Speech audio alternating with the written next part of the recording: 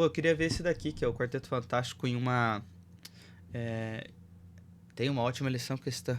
Eu acho que é isso. Vamos ver. O Mundo Cópia, do 2D de Teologia, já até deu like. Vamos ver. 4K, tá pega. Calma aí, vamos pôr um 1080zinho aqui, que talvez vocês não vão ver, não vai ter muita diferença, né? Em um mundo cheio de filmes onde a família e o núcleo familiar são geralmente menosprezados ou até diretamente atacados, Quarteto Fantástico, Primeiros Passos, resgata um pouco sobre o poder e a força. Pô, verdade, né? Fala bastante de família. Quarteto Fantástico é um filme para a família. E isso é bom demais. Veja, depois de toda a saga Thanos, o MCU, o universo cinematográfico da Marvel, sofreu bastante. O desagrado com as adaptações, as atuações questionáveis, os roteiros que forçam pautas políticas, roteiros que parecem esquecer o que foi construído até ali, são muitos pontos negativos.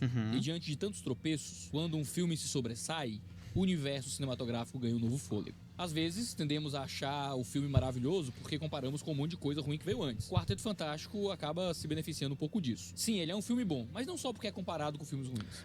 Ele é um pode filme ser isso para também. a família e o filme de uma família. Eu tô me Muito adiantando legal, um pouco. mano. Fica com a gente pra gente discutir um pouco sobre o que achamos e qual a mensagem de Quarteto Fantástico. Esse é o Mundo Cópia, o programa onde nós trazemos a mensagem por trás das obras da cultura pop e fazemos uma reflexão cristã em cima delas. Esse vídeo tem spoiler de Quarteto Fantástico, Primeiros Passos. Então fica por sua conta e risco. Inclusive, se você não viu, vai lá ver o meu vídeo no Gaba Filmes, tá? E é isso. Eu não sei você, mas eu não conheço de perto nenhum astronauta. Muito menos uma família de astronautas. Não, eu também não conheço nenhum gênio multidisciplinar na área da ciência. Eu conheço, talvez alguns...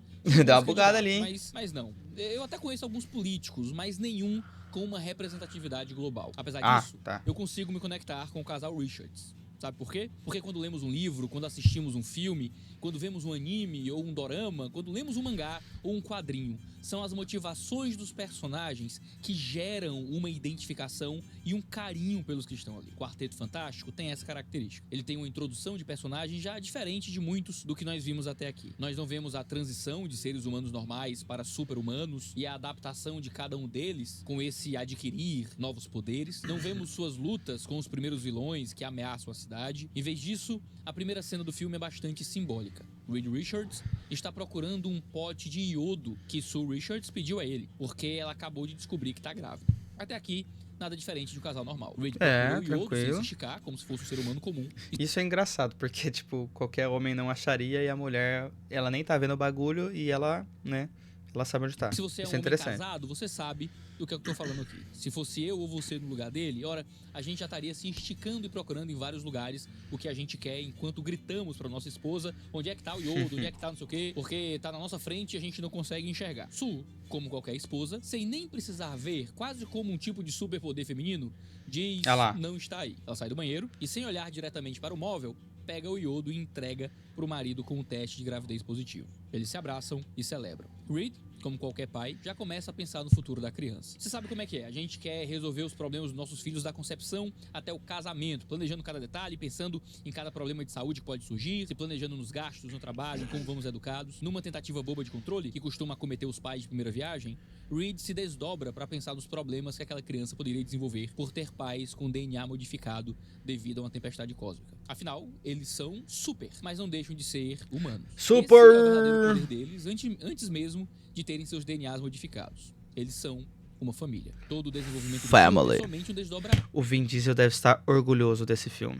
Desse valor tão fundamental ao ser humano. A família é algo pelo qual vale a pena lutar. O valor da família e o amor aos seres humanos é o guia da família Richards. Ao longo do filme, Reed, Sue, Ben e Johnny lidam com circunstâncias que põem à prova esse valor fundamental. Eu quero muito ver uma sequência já, tá? Com seus superpoderes, ou de forma diplomática, porque prezam por isso. Por tratar de algo tão fundamental, nós conseguimos nos conectar com eles, mesmo que não tenhamos poderes de nos esticarmos, de ficarmos invisíveis, de criarmos campos de força ou controlar o fogo, ou mesmo de termos corpos de rocha e super força. Se assim como eu, você não tem super força, talvez usar os suplementos da Growth. Olha, o cara é ligeiro, hein? Jesus lá na Growth Suplementos, você tem um desconto especial e ainda conta pro pessoal da Growth que você tá cuidando da sua saúde pra glória de Deus. E ainda você apoia a continuação desse trabalho. Mas o ponto é que tudo isso no filme fica em segundo plano. Todos esses poderes são apenas o meio para um objetivo, e não um fim em si mesmos. Tá. De forma que tanto a decisão de Galactus de destruir a Terra, como sua demanda pelo filho do casal, confrontam os valores do quarteto. Eles partiram para falar Isso é legal, com Galactus tá? para tentar resolver a questão, como fizeram antes, porém, quando chegaram lá,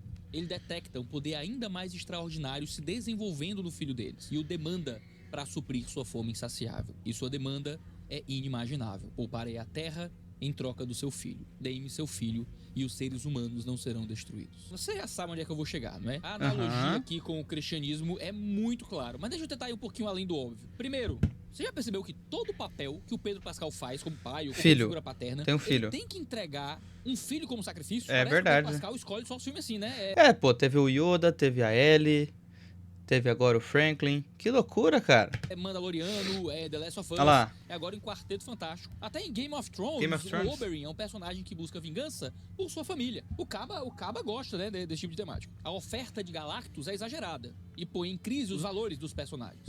O debate ético aqui é o sacrifício de um para a salvação de bilhões. E analisando de forma simples e quantitativa, de forma meramente utilitarista, por que não? É? Você entrega uma pessoa e toda a humanidade é salva. O conflito ético de Thanos era destruir metade das pessoas do universo para que a metade restante pudesse sobreviver. Já o conflito ético imposto por Galactus é mais simples.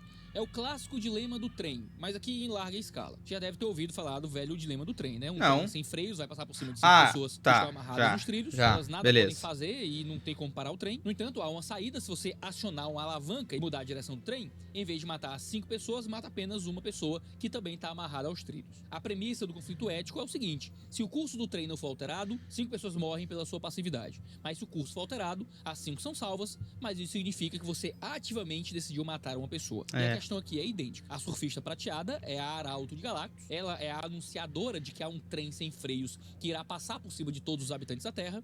Galactus, no entanto, anuncia que há uma alavanca que pode ser acionada. Eu deixo de passar por cima dos habitantes da Terra se vocês me derem o seu filho, o seu único filho. Nós não estamos dispostos a sacrificar nosso filho por vocês, mas não vamos sacrificar vocês por Nossa, nosso como é que filho. ele pegou Esse essas é o imagens discurso já? do Sul, que juntamente a genialidade de Reed consegue unir as nações da Terra para escapar da ameaça de Galactus.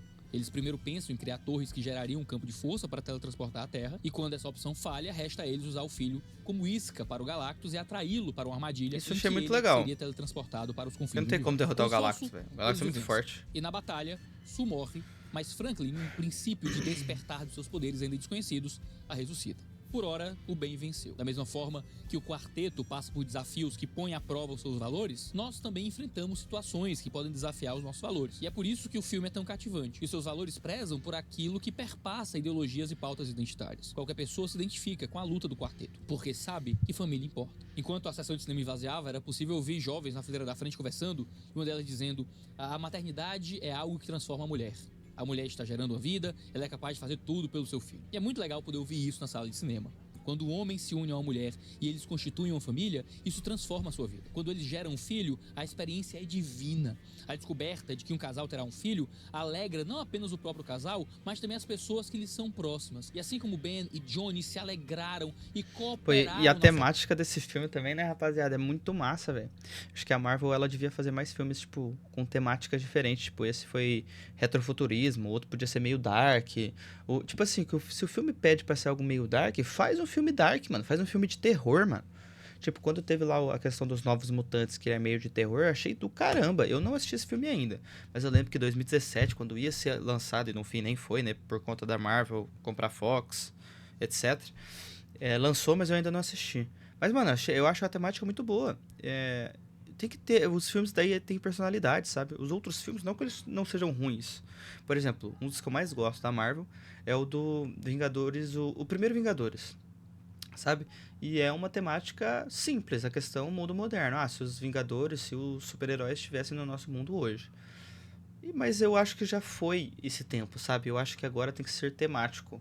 É retrofuturismo, é terror, é algo mais vibrante, sabe? Eu acho que tende muito a agregar nisso e ganha muito mais personalidade. O próprio Pantera Negra, ele foi mais ou menos isso, sabe? Tanto é que ele ganhou o Oscar, né? Em questão de visuais e tal. Então eu acho que o caminho pra Marvel e pra filmes no geral é escolher um filme e fazer uma temática, sabe? Pra dar uma personalidade pro filme. Eu acho que é sensacional. Formação daquele ser que está em gestação e depois em desenvolvimento, os parentes e os amigos próximos participam como tios e como tias daquele ser. Um dos membros da equipe aqui do canal me contou uma coisa muito legal, de que casal de amigo deles da igreja tá grávida, né? A mulher tá grávida. E aí, como a mulher começou a contar pros amigos, foram todos conversar, e eram abraços, piadas com o pai, todo mundo junto ali, se divertindo e participando, né, daquela alegria com eles, com oração, com interesse, com alegria, com cada etapa da imagem compartilhada do ultrassom e tal. E com o tempo, né, todos os amigos foram participando daquele momento de gravidez, como normalmente acontece em grupos de amigos, de gente que se gosta. E a mulher chegou a contar pra esse amigo nosso, que é aqui da equipe do canal, que teve gente que me disse pra não ficar falando muito com os amigos sobre a gravidez, por causa do risco de perder o filho. Mas, gente, eu sei que Deus é soberano. Eu quero que meus amigos se alegrem comigo e com meu esposo. Se Deus levar meu filho, é lógico que eu vou ficar triste. Mas eu não vou deixar que esse medo nos impeça de ter vocês, os amigos, se alegrando com a gente. Legal Esse mesmo. casal não tem superpoderes, mas entendeu o valor de uma vida. E principalmente de uma vida que está sendo gerada. Jack Kirby, cartunista e co-criador de vários personagens da Marvel, como Capitão América e Quarteto Fantástico, disse em uma entrevista que, abre aspas, minha arte é popular porque se conecta com a pessoa comum, e eles podem entender muito facilmente. Mais à frente ele disse, isso é bom. Em cada personagem que desenho, não importa o quão fantástico ele seja, o leitor vai sempre se relacionar a ele, porque apesar do fato do leitor ser incapaz de fazer essas tarefas sobre-humanas, suas motivações e as motivações do personagem são rigorosamente semelhantes. Elas são reações humanas. E o leitor reconhece isso, e ele reconhece isso até nos vilões. É porque valorizamos a família que nós nos conectamos de forma particular com filmes assim. É porque amamos nossos filhos, que entendemos o peso da negação dos Richards em dar ao seu filho. Mesmo ao ouvirem os protestos... Mano, eu vou mandar o papo. Se eu estivesse no lugar do Reed Richards, eu não daria o meu filho, tá ligado? Mano, é uma parada que, tipo, é muito tenso, mano, de você escolher, tá ligado? Tipo, Deus, ele enviou seu filho, ele fez isso, basicamente, ele sacrificou o filho dele. Mano, eu imagino que é, tipo, tem que ter culhão, mano. Tem que saber o que tá fazendo. Tem que amar de verdade as pessoas, sabe? Tipo, que nem, mano, é o Jesus, mano. Jesus, ele foi enviado nesse propósito, sabe? É loucura. É loucura e graças a Deus ele foi enviado pra salvar a gente, né? Porque senão a gente tava ferrado. Apesar de termos vários erros e pecados dentro de nós, a família é um valor que importa. Muito legal. Assim porque Deus a criou pra ser assim. Quando Deus cria Adão e Eva, ele abençoa a família que ele formou. Nós nos alegramos com uma vida gerada, porque dessa forma nos fazemos semelhantes ao Criador. O luto que sentimos com a perda de um filho, ou a dor de sequer pensar nessa possibilidade, vem também do fato de que Deus não se alegra com a morte das pessoas, mesmo que eles sejam ímpios. E aqui, eu tenho uma mensagem especificamente pra você que não consegue enxergar e nunca viveu os valores da família, seja porque é órfão ou porque sua família é disfuncional. Deus tem uma família pra você na igreja. Sim. A obra redentiva divina é tão completa que ele providencia até mesmo uma família para aqueles que são abandonados ou desalojados. Não é perfeita, mas é uma família em Deus. E se você não tem em sua igreja uma família, talvez seja a hora de repensar sua relação com a igreja. Agora, claro, eu sei que se eu terminar esse vídeo sem lidar com a analogia óbvia que a gente pode fazer, que é provavelmente o que eu falei já, né? Comigo. Tentei só sair um pouco do óbvio aqui para alguns pontos relacionados à obra. Mas esse ponto central de entregar o próprio filho para salvar a humanidade, fala muito profundamente a nós cristãos. Falei. No sacrifício de um filho, pensamos em Abraão, que pela fé entendeu que foi Deus quem lhe deu aquele filho e que ele tinha poder para trazê-lo de volta à vida. E então ele passa pela angústia e pela dor de ter que sacrificar seu filho. A sua fé é provada e é testada. Quando Abraão sobe com Isaac, o texto diz que Deus proveria um cordeiro para o sacrifício. E então Deus impede que ele mate o seu filho. Um cordeiro surge e este cordeiro apontava para a dor e o sacrifício daquilo que o próprio Deus faria com Jesus, o seu filho unigênito, que é o cordeiro de Deus. O sacrifício que Abraão faria nem seria em troca da salvação do mundo, mas o de Cristo foi. O que é inimaginável é que Deus prova o seu amor para o ser humano indigno de perdão e salvação ao enviar o seu filho para morrer para salvar a humanidade. O Deus que demanda o sacrifício é o Deus que provê o sacrifício. O autor é ao mesmo tempo o objeto de sacrifício em sua morte vicária cruciforme. Assim, ele se constitui justo e amoroso. O pecado precisa de justiça e o perdão precisa de amor. Deus cumpre ambos os requisitos. Que pai ou mãe daria seu filho para salvar uma humanidade falha e caída? Bom, Deus deu. Deus fez. Deus deu. O sacrifício de Cristo, Deus une a todos os que creem em uma só família. Em um tipo de entrega muito mais fantástica que qualquer equipe que surja no mundo dos quadrinhos. E você? Mano, esse cara é bom, cara. Esse cara é bom. Eu acho que ele é pastor, inclusive. Muito bom o vídeo, mano. Muito bom.